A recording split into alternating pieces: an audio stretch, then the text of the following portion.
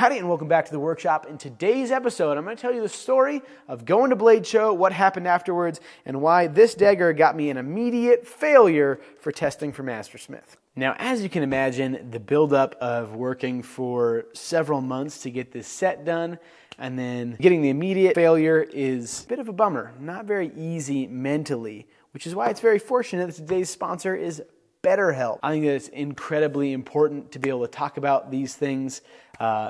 For me, this is something that I've focused on, that I've had my mind on for years now. It's a goal that I've been, kind of pushing towards. To not only have not given myself enough time, that's a bad feeling, and then also have the mental suffering of failing at something. That's not fun. I had, kind of made my peace with it before I went in, thinking that, I probably wasn't going to pass. But no matter how you look at it, that's just not fun, whether it's, applying to a university and not getting in, getting turned down for a job that you wanted, losing at a competition, whether it's in sports or something like that. It's just never pleasant. And being able to talk with, especially a qualified professional, is incredibly helpful in a situation like that. Now, BetterHelp makes it incredibly easy to connect with a qualified therapist that can help you, whether that's by phone or messaging or a video chat, however you want to do it. They make it incredibly easy to kind of shop around and find someone that works for you. For me, someone that understands my Christian worldview is paramount. It wouldn't make any sense for me to talk with someone who doesn't understand the foundation of the way that I live my life. And if you don't connect with someone, it's very simple to find someone else. So let our sponsor BetterHelp connect you with a therapist who can support you all from the comfort of your own home. You can go to betterhelp.com/Will Stelter for a special discount off of your first month. Thank you, BetterHelp. With that, let's keep on talking about the story. I left on Tuesday, June 4th with my friend Salem Straub. Salem is my bladesmithing mentor. He drove over here from Washington, and then together we actually drove to Atlanta, which is quite a ways. Now, I got 4 of my 5 pieces done before I left to go to Atlanta. Now, the one that I didn't finish was the important one, the dagger. That is the piece that they scrutinize most closely. It is the one that has the most kind of specs that you need to follow, and that they have kind of the closest guidelines that they're looking at. Everything else kind of a little bit more subjective, but the dagger needs to be right. So naturally, I left it for last and hadn't finished it by the time we left. While Salem drove, I was working on the handle for my dagger, mostly working on the sculpting of the flutes, or as we'll find out later, maybe not flutes. It took us roughly 40 hours to get there. We had a quick visit with Kevin Willie, our buddy over in Sheridan, Wyoming. He had just finished restoring a 500-pound Beaudry, which was very cool. And then from that, we kind of just stopped for meals, drove straight through. We both got about 5 hours of sleep, maybe 6 hours each along the way. And we made it all the way through. We got into Atlanta at about 4:30 a.m., got about 3.5 hours of sleep, woke up, and then I went to my buddy Lucas O'Hara's shop. Lucas lives pretty close to where the venue is. Lucas is amazing. He's Grizzly Forge on Instagram. He's one of my all-time favorite people. And then I worked from 10 a.m. all the way through until 6 a.m. the next morning. Judging started at 7 a.m. I had my garden pommel sanded, etched, and cold blued to blacken them up. I had my dagger handle finished to 2000 grit, buffed, and my 14 karat gold twisted wire tucked in there. Now, the whole working on it during that night was just a nightmare. Biggest issue that I had was getting my gold inlay done. Now, I had twisted my wires before I left. I had 2 equal lengths of right hand and left hand twist. The wire comes in a big coil. In order to get it perfect, you really kind of have to count your twists, or at least have a really good way to measure it and line them up to make sure that they look good. And I had them really close. A couple of twists out, maybe over about an 18-inch length each. And 14 karat gold is something that I haven't worked with before. I've worked with 24 karat gold back when I used to work for Alex Steele, and 24 karat gold is actually really easy to work with. It's really soft, but it doesn't tarnish at all. Annealing it is as simple as just running a torch down it. It turns red, and then it's dead soft again. This 14 karat gold would almost hold its own weight over that much length after twisting it. It had work hardened as it twisted, and so it was not bending super easy. And so I decided to try and anneal it, soften it. That's what annealing means for those of you who are stupid. I'm just kidding. That's the metalworking term for softening. And what I didn't know, turns out I'm the stupid one, is that 14 karat gold oxidizes when you anneal it. And so there I was at like 4 a.m. I had been working for over 20 hours at this point, and I've got some oxidized gold wire that needs to be shiny in a dagger handle to be presented to a panel of judges in 3 hours. Google was unhelpful. They were like, oh, just use this professional pickling solution that we're trying to sell you, which I actually have. This would have worked great. Unfortunately, it was about 2,000 miles away. In my delirious haze, I was like, oh, maybe I can buff it. And so I took it over to my buffing machine, which is a loose cotton wheel with some abrasive in it, and decided to buff it. And that did not go very well. In fact, it tangled up my wire, and I was left with only a couple little sections in my left-hand twisted wire that would be long enough to be able to inlay in the handle, which just made me feel great. I was so excited for the additional challenge. But I figured out some of the gray Scotch-Brite material that I brought with me would work out well for it. It got kind of into the cracks and crevices and got it really looking, nice and clean. Also, it didn't anneal. It was still fully hard, which was very unpleasant, actually. I had my grooves kind of cut. I drilled my holes and started to kind of tug it through, super gluing my ends in as I went. And I got all of my gold in, thought it looked great, and I went to tighten my pommel on, and that's when I figured out that a couple of the gold wires were sitting up a little bit too proud, probably 15, maybe 20 thousandths of an inch, and I was like, oh, okay. I was like, that'll be all right. The pommel will kind of crunch it down, and it'll look just awesome. It'll look like that wire is just like supernaturally tucked underneath the pommel. What happened instead, because 14 karat gold is springy, and a lot tougher than 24 karat gold, is that instead it made the wire sit loose in the handle, because as the pommel was coming down, it pushed on the wire and it made it loose. And it meant that the pommel couldn't fully sit down. And so this fit up that I had done that took a very long time to get this weird V-shaped fit done was now gappy. I kind of tweaked it, played around with it, did the best that I could. I was able to kind of tweak the ends of the wire to tighten them up and then not crank the pommel down all the way. So it was kind of sitting on there where it was tight. It wouldn't move at all, but it wasn't really wrenched down. And that's kind of where I left it. And so at 6 a.m., this was the product that I was left with. Judging was supposed to start at 7 a.m. Applicants were supposed to be there at 7 a.m. And I was, at this point, pretty well confident that I wasn't going to pass, mainly because of the gold wire issue, the wires sitting a little bit loose in there because of the pommel pushing down on it, wires being able to move, the wire in the center, the ones that had gotten mangled in the buffer, they're not straight, they're kind of wobbly. They line up well. The kind of fundamentals of the dagger are really good, and I love how it looks. I love the flow that it has. I love the proportions. I love the color scheme. I really, really love this dagger, but that wire was, I thought, going to be kind of enough to give me the boot. But I was like, you know what?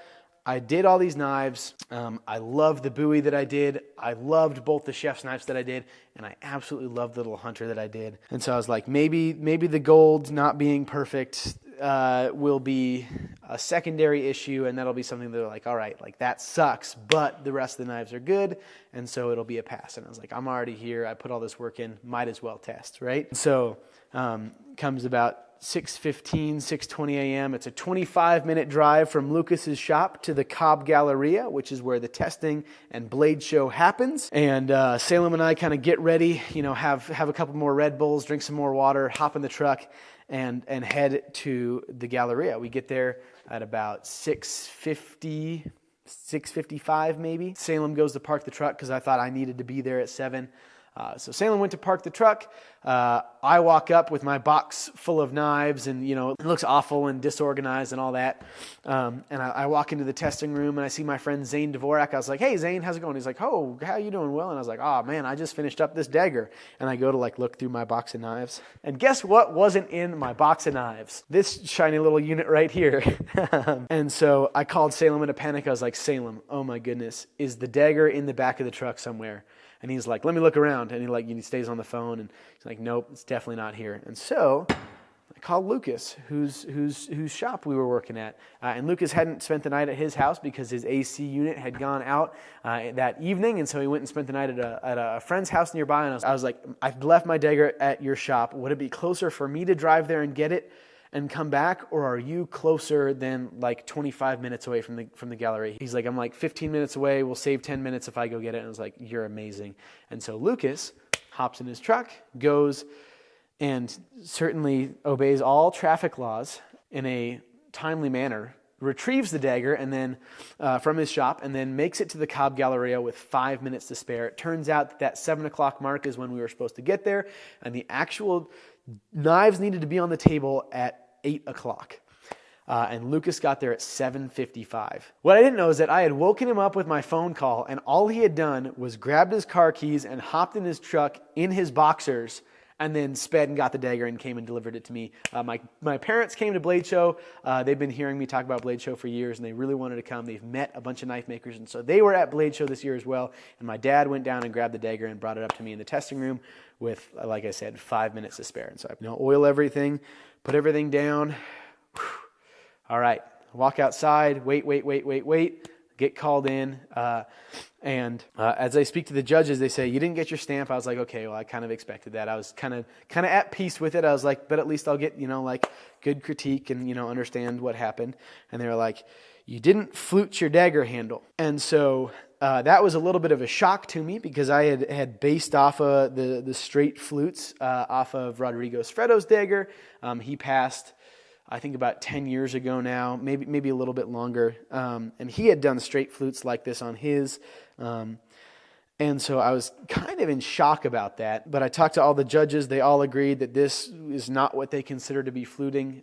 The technical definition of fluting is ridges or grooves. I still consider this to be a fluted handle because it has grooves. They said that it wasn't rounded out enough, that there should be kind of a more even radius between it. And I understand that. I understand where they're coming from.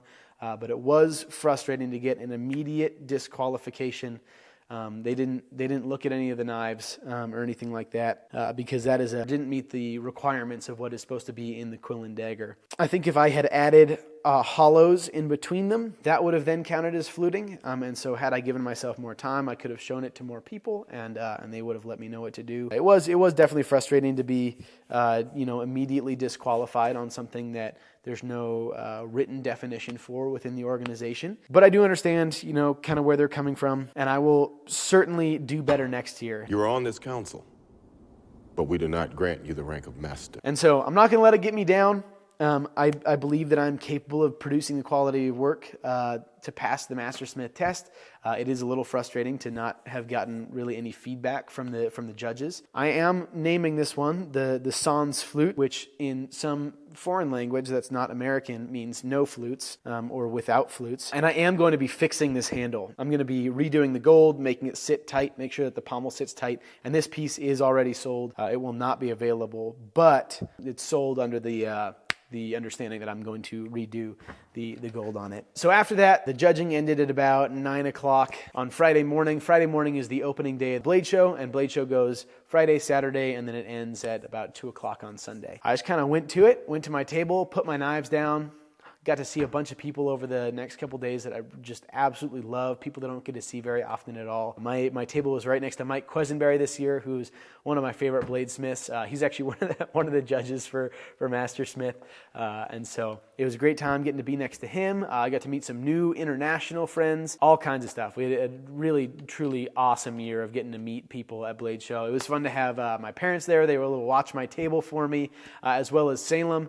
Salem hadn't been to a Blade Show before, and so it was super cool that he got to meet a bunch of people that absolutely love his work, and he got to meet, I think, a couple of people who he really looks up to, like Rodrigo Sfredo and Andrew Mears, and they were just a couple tables down in my same row, which was really neat. Blade Show, as always, was just an absolute blast, a total whirlwind. Alicia Newton, the lady that runs it, did an amazing job, as always. She's the best. That was actually just the start of what turned out to be about a 2.5-week road trip, and so after Blade Show was over on Sunday, my friend Jackson Rumble, who's an Australian mastersmith, he was the only one to get his MS stamp last year. He and I hopped in my truck and we drove up to Johnson City, Tri-Cities area, Tennessee, and hung out for a couple of days with Jason Knight. Jason and his wife Shelly were kind enough to host us, and they just have an amazing community of people there. Jason and Shelly and Tristan Knight and Tiger Lily and Liam Hoffman and Kurt Holland and Brandon Franklin and one of their friends, Dr. Dan, was there. And Stuart Kerr, Boxer Custom Razors. We spent a couple nights at Brandon and Emily Franklin's place, which is real nearby. Got to go out to dinner with Kurt Holland and his wife Abby and their lovely son Oliver, who's like yay big. He's adorable. Yeah, it's just a real treat to get to be around that community. I've been there a good couple times now, and it's just super fun. It was very restful. We got to like catch up on a little bit of sleep. Jackson was kind of in the same boat where he was like just totally burnt out from Blade Show and from like the 40 hours of travel that it took to get there from Australia. And then we headed on up to Wheeling, West Virginia, took a beautiful drive through the Appalachian Mountains up to Wheeling, West Virginia, which is where Warwood Tool is. Warwood is an industrial forge shop that has been running continuously for 170 years. It was their 170th anniversary party, and this place is just so cool. They're running big board-driven drop hammers, and they forge axes and firefighting tools and hammers and just all kinds of cool American-made tools.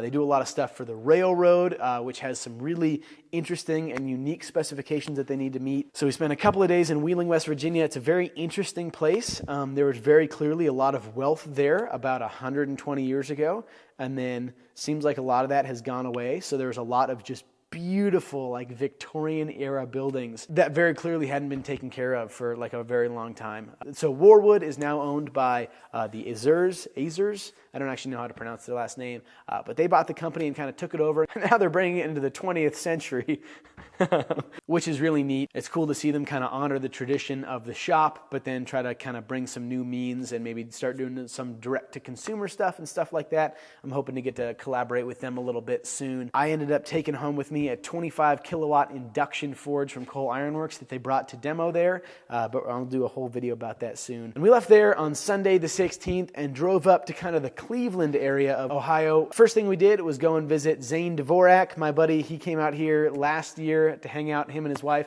and he has a brand new son as well who's just adorable too. Got to see his shop, his forging setup. Super cool to see him and kind of where he grew up. And then from there we kind of drove back to more of the Cleveland, Akron area, crashed for the night. Next morning, oh, it was such a good day. We got to go see Nick Bachtel's shop. Super cool spot. Nick does very cool kind of American, not frontier style. That's kind of a different style, kind of more classic American knives. You'll just have to look him up on Instagram if you want to see it. Nick looks like he just plucked him right out of like 1890 and put him down in Akron, Ohio.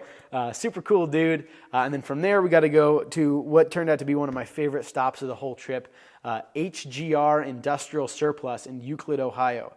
It's like 500,000 square feet of beautiful giant industrial machines, and they're all on fire sale.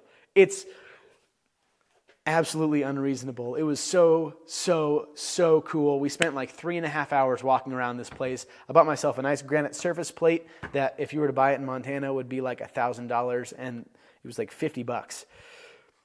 Stupid. And they had all kinds of milling machines and bandsaws and welders and drill presses and just anything the mind can imagine.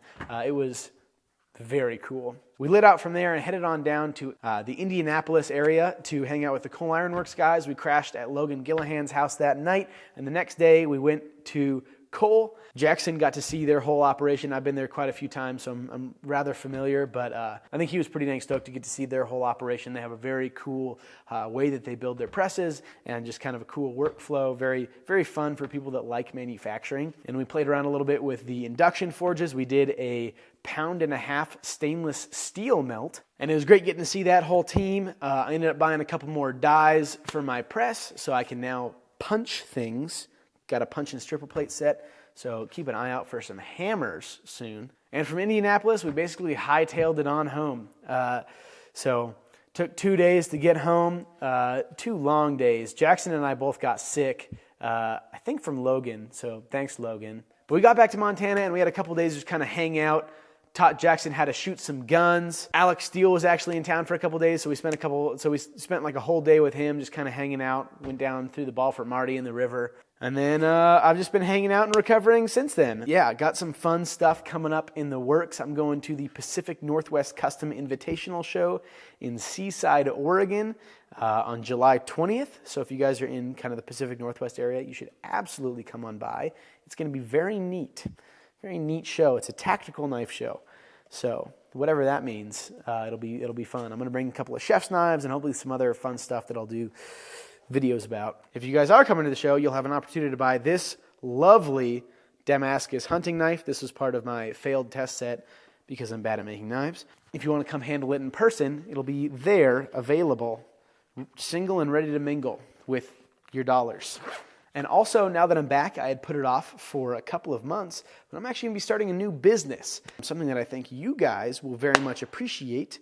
And I'm going to be documenting the whole process of doing that, everything that goes into it. So keep an eye out for that. I hope you guys get stoked on it. So that's about all we got for today. We're going to have some more making videos coming out soon. So stay tuned for them, fellers. Thank you so much to BetterHelp for sponsoring today's episode. Thank you to our patrons for patronizing us. And I'll see you guys on the next one. Bye-bye.